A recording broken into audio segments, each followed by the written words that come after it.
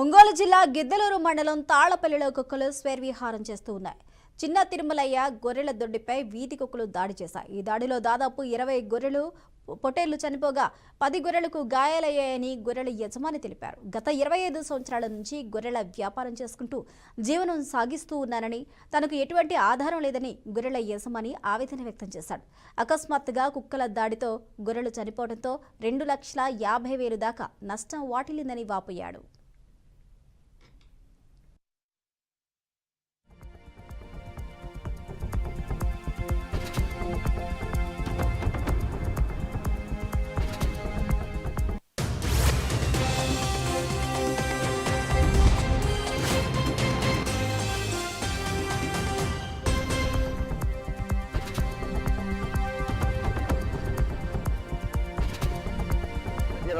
నా పేరు తాళ్లపల్లె.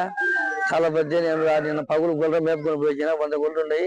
ఆ 100 గొర్రెల్లో రాత్రి 12 గంటల ఊరకుక్క వచ్చి పడి ఊరకుక్కలు వచ్చి పడి 15 కుక్కలు దాకా వచ్చి పడి ఒక 20 గొర్రెలు తప్పినాయి. 15 గాయాలు పెట్టిపోయినాయి. 2-4 లక్షలు లాసు. నాకు గవర్నమెంట్ ఆదుకోవాలా అయ్యా. నేను దీని మీద గొర్రె మీద బతాను అయ్యా. నాకు భూమి పుట్టలేదు.